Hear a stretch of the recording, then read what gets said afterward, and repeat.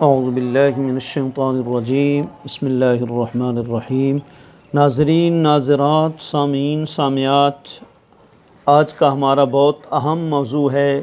ہمارے معاشرے میں جو ہمسائے کے پڑوسی کے حقوق ہیں ان کو بہت زیادہ پامال کیا جا رہا ہے۔ حالانکہ ہمیں معلوم ہونا چاہیے کہ پڑوسی کے حقوق کا خیال رکھنا بہت ضروری ہے۔ قیامت والے دن آپ کو پتہ ہے کہ بعض روایات میں تو یوں آتا ہے کہ قیامت والے دن سب سے پہلے جو حساب کتاب کا معاملہ چلے گا نماز کے متعلقہ ہوگا۔ جی، تو اکثر بھائی یہ کہہ دیتے ہیں کہ سب سے پہلے قیامت والے دن نماز کے بارے میں سوال ہوگا۔ ذہن میں رکھیں، تین چیزیں ہیں، ایک ہے عبادات، ایک ہیں معاملات اور ایک ہیں حقوق۔ جب باری آئے گی عبادات کی تو سب سے پہلے یعنی روزہ، حج، زکوٰۃ، ہر عبادت سے پہلے سوال جو ہے وہ نماز کے بارے میں ہوگا۔ لیکن جب باری آئے گی معاملات کی تو پھر سب سے پہلے آپ کو پتہ ہے کہ قصاص، ناحق کسی پر ظلم کر کے اس کو قتل کر دیا ہے تو یہ خون کا جو بدلہ خون ہے یہ قیامت والے دن دلوایا جائے گا، اس کے بارے میں سوال ہوگا۔ اور تیسرے ہیں حقوق۔ جو پڑوسیوں کے حقوق ہیں یہ بہت اہم ہیں۔ ہم نے آج اس کو پامال کر دیا ہے۔ دیکھیں کہ اچھائی اور برائی پڑوسی کی گواہی پر موقوف ہو گئی ہے۔ پڑوسی سے دروازہ بند کرنا یا پڑوسی کا پڑوسی کو کہ کتے کو ایک پتھر مارنا، یہ بھی آپ حدیث پاک سن کر حیران ہوں گے کہ یہ بھی جو ہے وہ جرم ہے۔ دیکھیں مکاشفۃ القلوب صفحہ 382 پر حجت الاسلام حضرت ابو الحامد محمد بن محمد غزالی رحمۃ اللہ تعالیٰ علیہ ایک روایت نقل کرتے ہیں کہ آقا علیہ الصلوۃ والسلام نے فرمایا اذا انت رمیت کلب جارک فقد اذیتہ۔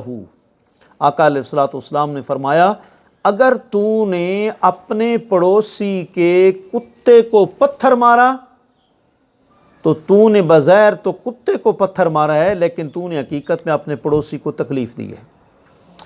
حجت الاسلام امام غزالی نے احیاء العلوم کے اندر بھی کافی بحث کی ہے۔ آپ نے یہاں تک لکھا ہے کہ ایک پڑوسی جو ہے وہ کیا کہتے ہیں کہ بلی جو ہے وہ اس کے جو ہے وہ دوسرے کے گھر چلی جاتی، 100 معاملات بنتے۔ جی، کبھی ایسا ہوتا کہ چوہا اس کے پیچھے بلی دوڑتی ادھر چلی جاتی تو کسی نے کہا بھئی آپ کیوں نہیں، بھئی آپ کتا کیوں نہیں رکھتے؟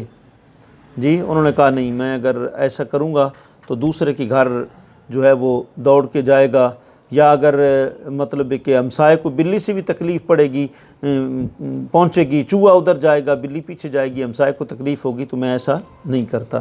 تو اس لیے بھائی یہ بہت جو ہے وہ اہم معاملہ ہے۔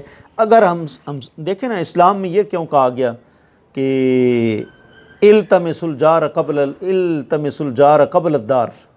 آقا علیہ الصلوۃ والسلام نے فرمایا جہاں کہیں بھی گھر بنانا ہے، جس جگہ بھی آپ نے مکان بنانا ہے، کہیں گارڈن میں بنانا ہے، کہیں دیہات میں بنانا ہے، کہیں شہر میں بنانا ہے، کہیں ڈیفینس ہاؤسنگ کالونی میں بنانا ہے، جہاں بھی بنانا ہے، سرکار نے فرمایا کہ گھر بنانے سے پہلے اپنا پڑوسی دیکھو۔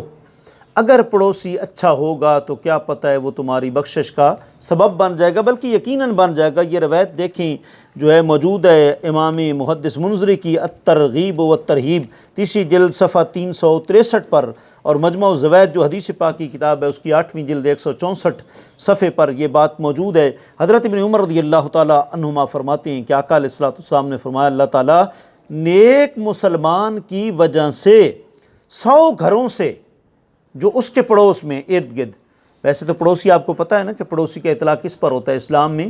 پڑوس کا اطلاق 40 پر ہوتا ہے، یعنی 40 گھر کے آگے، 40 پیچھے، 40 دائیں، 40 بائیں، یہ سارے گھر ہمارے پڑوسی ہیں۔ ہم سمجھتے ہیں کہ جو ساتھ والا متصل گھر ہے وہی پڑوسی ہے، یہ سارے کے سارے پڑوس میں آتے ہیں۔ تو سرکار نے فرمایا کہ اللہ تعالیٰ نیک مسلمان کی وجہ سے جی ہو سکتا ہے 100 گھروں سے جو اس کے پڑوس میں ہوتے ہیں بلیات یعنی مصیبتیں دور فرماتا ہے۔ پھر آپ صلی اللہ علیہ وآلہ وسلم نے قرآن مجید کی آیت کریمہ تلاوت فرمائی وَلَوْلَا دَفْعُ اللَّهِ النَّاسَ بَعْضَهُم بِبَعْضٍ لَفَسَدَتِ الْأَرْضُ وَلَكِنَّ اللَّهَ ذُو فَضْلٍ عَلَى الْعَالَمِينَ کہ اللہ رب العزت نے فرمایا کہ دور نہ کرنا بعض لوگوں کو بعض کے سبب سے تو البتہ زمین میں فساد پیدا ہو جاتا۔ تو دیکھ لیں اس سے کہ اگر اچھا ہمسایہ ہے تو اس کا کتنا جو ہے وہ فائدہ ہے۔ اور حضور یہ نفرت نہیں، حضور ترغیب اتصال کی دے رہے ہیں، ایک دوسرے کے ساتھ پیار محبت بڑھاؤ، پڑوسی آئے دروازہ کھولو، نیا آئے اس سے معلومات لو، انفارمیشن لو۔ دیکھیں حضرت سیدنا ابو ذر غفاری رضی اللہ تعالیٰ عنہ کی مسلم کی دوسری جلد صفحہ 329 پر یہ روایت موجود ہے کہ آقا علیہ الصلوۃ والسلام نے اپنے عظیم صحابی زاہد صحابی حضرت ابو ذر غفاری کو فرمایا اذا طبخت مرقتن فاکثر ماءھا وتعاہد جیرانک، اے ابو ذر جب تو گوشت پکائے تو شوربہ زیادہ کر اور اپنے پڑوسی کو بھی دیا کر، اپنے پڑوسی کو بھی دیا کر۔ جی ظاہر ہے شوربہ پڑوسی کو دیں گے، پیار محبت آپس میں پیدا ہوگا۔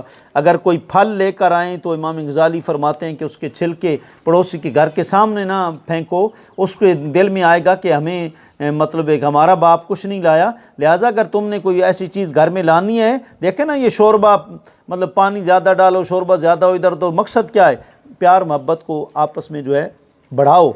اور ایک روایت آپ دیکھیں مشکات میں صفحہ 424 پر یہ موجود ہے، بڑی اہم روایت ہے، آپ سن کر جو ہے پریشان ہوں گے کہ ہم تو ہمسایوں کے حقوق ہی نہیں ادا کرتے، اور ہمارا اسلام کیا کہہ رہا ہے کہ تمہاری نیکی اور اچھائی، تمہاری مطلب خیر اور شر، اس کا دار و مدار پڑوسی کی گواہی پر ہے۔ دیکھیں صحابی رسول حضرت عبداللہ بن مسعود رضی اللہ عنہ روایت کرتے ہیں کہ آقا علیہ الصلوۃ والسلام کے برگاہ میں ایک شخص حاضر ہوا، عرض کرنے یا رسول اللہ صلی اللہ علیہ وسلم میں کیسے جانوں کہ یہ نیکی میں نے کی ہے قبول ہو گئی ہے یا یہ برائی مجھ سے ہوئی ہے؟ تو آقا علیہ الصلوۃ والسلام نے فرمایا اذا سمعت جیرانک یقولون قد احسنت فقد احسنت واذا سمعتم یقولون قد اسأت فقد اسأت۔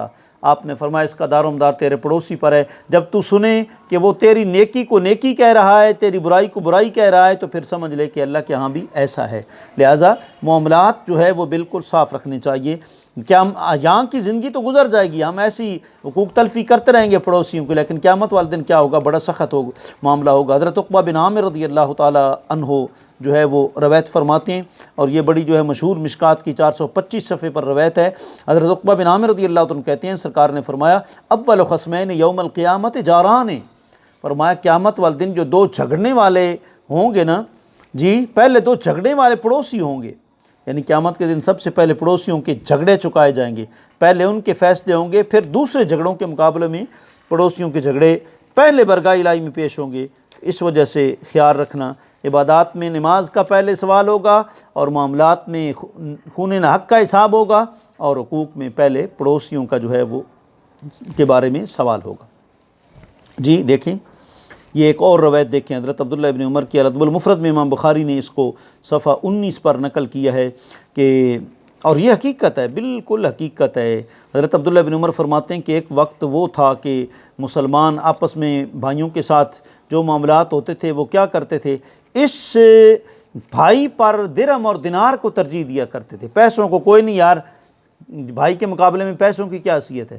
اور فرمایا کہ جب اب وہ وقت آ گیا کہ درہم و دینار ہمارے نزدیک مسلمان بھائی سے زیادہ محبوب ہیں، تو میں نے آقا علیہ الصلوۃ والسلام سے یہ فرمان سنا، بہت سے لوگ قیامت والے دن اپنے ہمسائے سے لٹکے رہیں گے، یعنی حساب کتاب کے مکمل ہونے اور جنت میں جانے سے رکے رہیں گے، اور ہمسایہ کہے گا اے میرے رب، اس شخص نے میرے مقابلے میں اپنا دروازہ بند رکھا اور مجھے اپنے معروف اور مشہور رواجی سلوک سے معروم کر دیا تھا، تو پھر ہمارا جو ہے وہ کیا ہوگا؟ قیامت والے دن بڑی جو ہے وہ سخت ہماری پکڑ ہوگی۔